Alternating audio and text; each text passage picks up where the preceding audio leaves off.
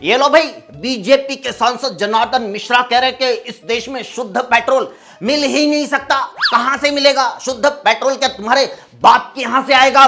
शुद्ध पेट्रोल तुम्हारे बाप के यहाँ से आई? शुद्ध पेट्रोल है ही नहीं आता, इसमें तो कहां से आई? सही बात है, शुद्ध पेट्रोल तो देश में है ही नहीं। अंधभक्त भी समर्थन कर रहे हैं कि भारत में तो तेल है ही नहीं, तेल तो बाहर से मंगवाना पड़ता है। बिल्कुल, 2014 के बाद तो तेल बाहर से मंगवाना पड़ता है। पिछली सरकारों के टाइम तो सभी के बरामदे में तेल के कुएं थे। पिछली सरकार में तो मनमोहन सिंह धरती में पैर मार के तेल निकाल देते थे। पिछली सरकार में तो आसमां से तेल की बारिश होती थी, नदियों में तेल के झरने गिरते थे, लोग पानी पीते थे, तेल मूतते थे। अरे पिछली सरकार में तो लोग पिछवाड़े में पाइप डाल के टंकी भर लेते थे। ये तो इस सरकार ने पाइप की जगह लोगों के हाथ में गन्ना पकड़ा दिया, लो अब डाल के दिखाओ। कांग्रेस के प्रवक्ता सुरेंद्र राजपूत ने जनार्दन मिश्रा को जवाब दिया है। उनका कहना है कि शुद्ध पेट्रोल हमारे बाप के यहां से नहीं, तुम्हारे बाप के यहां से आता है। वही बाप जहां तुम्हारे मोदी जी जाते रहते हैं, सऊदी अरब, और वहां जाकर मस्जिद में हाजिरी लगाते हैं। अरे सुरेंद्र जी, कंट्रोल करो। अगर आपकी ये पोस्ट गलती से ट्रंप ने पढ़ ली तो मोदी जी को फिर से उकड़ू बैठा कर बोलेगा, अच्छा अभी भी तेल उसी बाप से आ रहा है, मैंने तो तुम लोगों को बाप बदलने के लिए कहा था, वेनेजुएला से लो।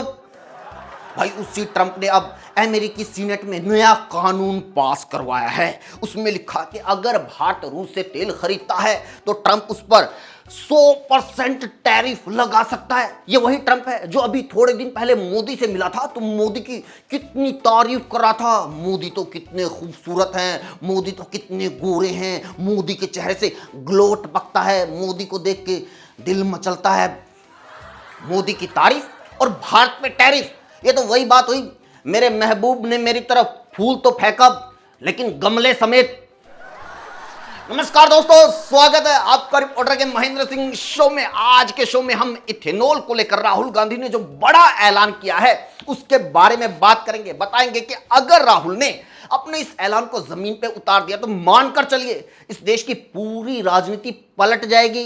इसलिए आखिर तक देखिएगा, ये आंखें खोलने वाला एपिसोड साबित होगा। लेकिन पहले झारखंड की बात कर लेते हैं। वहां प्रोटेस्टर्स पर लाठीचार्ज हुआ, लेकिन इस लाठीचार्ज के बाद हमारी मीडिया का अलग ही रूप देखने को मिला। सारे चैनल, सारे एंकर विलाप कर रहे हैं, आंसू बहा रहे हैं। अरे स्टूडेंट्स के साथ ऐसा नहीं करना चाहिए, उनको लाठी नहीं मारनी चाहिए। सही बात है, अगर कोई अपनी डिमांड के लिए प्रोटेस्ट कर रहा है तो उसे बात करनी चाहिए, लाठीचार्ज नहीं। लेकिन यही मीडिया जंतर मंतर के लाठीचार्ज को डिफेंड कर रही थी, उसको सही बता रही थी। वो लाठीचार्ज जिसमें कीले लगा के बच्चों को डंडे मारे गए, पैलेट गन चलाई गई, महिलाओं के साथ गंदी हरकतें की गई। देखो, मेरे कहने से ना कोई सरकार और ना कोई पुलिस अपना एक्शन रोकने वाली है, लेकिन फिर भी मेरी एक अपील जरूर है कि यार जब भी लाठीचार्ज करो तो ये जो मीडिया वाले हैं इनको साथ में लपेट लिया करो, ताकि इनको पता चले कि लाठीचार्ज चाहे जंतर मंतर पे हो चाहे झारखंड में, दर्द बराबर होता है। मैं तो कहता हूं कि पुलिस को हर बार लाठीचार्ज करने से पहले एक ट्रायल मीडिया वालों पर करना चाहिए। अच्छा, तो तुम जंतर मंतर पे पुलिस को सपोर्ट कर रहे थे, आओ हमें भी सपोर्ट दिखाओ, हम भी तो देखें सपोर्ट सूझने के बाद कैसी दिखती है। झारखंड के छात्रों के लिए मेरा मैसेज क्लियर है। We condemn any violence against peacefully protesting students. Does not matter where it is happening, we condemn it, we are against it, we do not recommend it, we do not support it. Peaceful जब तक protest हो रहा है, उस protest को हिंसा से attack करना उसके खिलाफ है। जी हां, राहुल गांधी ने लाठीचार्ज के बाद अपने गठबंधन की सरकार को नहीं, स्टूडेंट्स को सपोर्ट किया है। लेकिन कुछ लोगों का कहना है कि इससे काम नहीं चलेगा, कांग्रेस को वहां की सरकार से समर्थन वापस ले लेना चाहिए। अच्छा, ताकि फटाक से बीजेपी समर्थन देके वहां सरकार बना ले। फिर देखना, सरकार भी वही होगी, मुख्यमंत्री भी वही होगा, लेकिन ये जो स्टूडेंट प्रोटेस्ट करें ये सारे के सारे एकदम से देशद्रोही और पाकिस्तानी बन जाएंगे। ये जो टीवी मीडिया वाले मौके पे जाके रिपोर्टिंग करें ये सारे के सारे ऐसे आंख बंद करके बैठ जाएंगे जैसे प्रोटेस्ट नहीं हुआ, होटल में रेड हुई है और ये सारे के सारे नंगे हाथों पकड़े गए हैं। खैर, E20 पे वापस आते हैं। हम उन देशों की बात कर लेते हैं जहां ऑलरेडी इथेनॉल ब्लेंडेड तेल बिक रहा है, क्योंकि बार बार बीजेपी वाले दूसरे देशों का एग्जाम्पल देते रहते हैं। अरे ब्राजील में देखो, अमेरिका में देखो, अरे इंग्लैंड में देखो। मैं कहा हाँ देखो और कुछ सीखो भी। वहां के प्रधानमंत्री ने अभी इस्तीफा दिया है। अरे दूसरे देशों का जिक्र करने से पहले ये भी तो देखो कि वहां तेल कैसे बिक रहा है, वहां कितने साल में ये पॉलिसी लागू हुई है, लोगों को शुद्ध तेल लेने का ऑल्टरनेट दिया जाता है या नहीं। वहां ऐसा थोड़े है कि जिस पेट्रोल में सरकार अभी 20% मिला रही है उसमें पेट्रोल पंप वाले पहले से 40 मिला रहे हैं। सच्ची, पहले अगर कोई पेट्रोल पंप वाला तेल में मिलावट करता पकड़ा जाता था तो सरकार कार्रवाई करती थी। अब सरकार किसी को मिलावटखोरी करते हुए पकड़ ले तो पेट्रोल पंप वाले सामने से बोलते हैं सेम पिंच ब्रो। ये बहुत बड़ा खेल हो रहा है देश में। 20% मिलावट सरकार कर रही है और 30-40% मिलावट पेट्रोल पंप वाले कर रहे हैं, यानी लोगों को मुश्किल से 50% ओरिजिनल तेल मिल रहा है। याद है E20 आने से भी पहले एक पेट्रोल पंप ने मध्य प्रदेश के सीएम के काफिले की सारी गाड़ियों में 100% इथेनॉल मतलब पानी डाल दिया था, सारी गाड़ियां बंद पड़ गई थी। अब ऐसे ऐसे पेट्रोल पंप वाले भी इथेनॉल का विरोध कर रहे हैं, कह रहे हैं कि ये तो गैर कानूनी है, ये तो इम्पॉसिबल है, हम ज्यादा से ज्यादा किसी भी चीज में 100% मिलावट कर सकते हैं, बताओ 120% कैसे करेंगे। खैर मैं दिखाता हूं कि आपको दूसरे देशों में तेल का क्या सिस्टम है। उस ऑस्ट्रेलिया की वीडियो हमारे दोस्त सुरेंद्र जी ने भेजी है, जहां अभी थोड़े दिन पहले मोदी जी गए थे। तेल के खेल को थोड़ा समझने का प्रयास करते हैं। अभी मैं खड़ा हूं ऑस्ट्रेलिया के एक पेट्रोल पंप पर। यहाँ पर एथेनॉल मिल रहा है ऑस्ट्रेलिया में। ये बेच रहे हैं E10, 20 नहीं है 10 है। और ये जो एथेनॉल है ये $1.71 का है और जो अनलेडेड नॉर्मल पेट्रोल है वो $1.73 का है।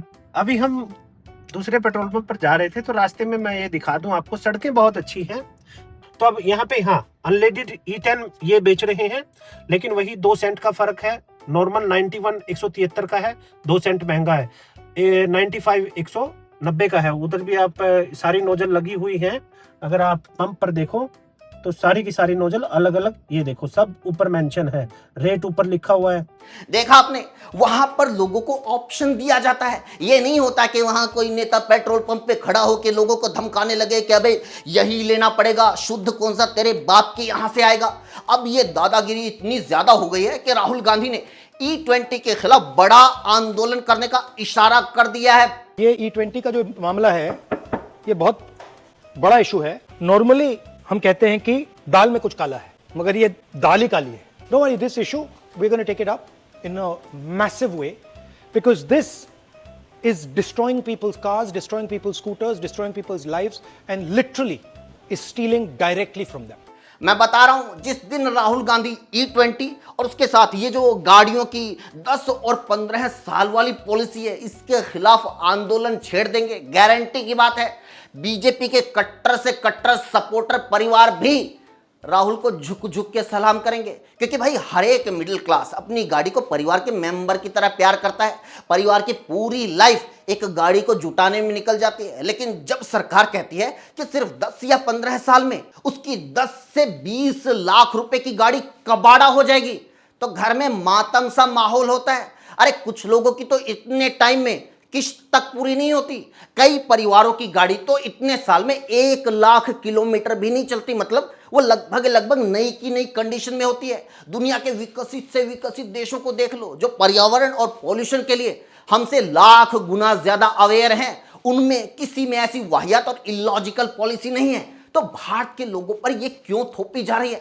अगर गाड़ी की हालत ठीक है, लोग अच्छे से मेंटेन कर रहे हैं, पॉल्यूशन चेक करने का सिस्टम आपके पास है, तो फिर कोई बंदा अपनी गाड़ी को कितने साल भी चलाए। सरकार कौन होती है उसे कबाड़ घोषित करने वाली?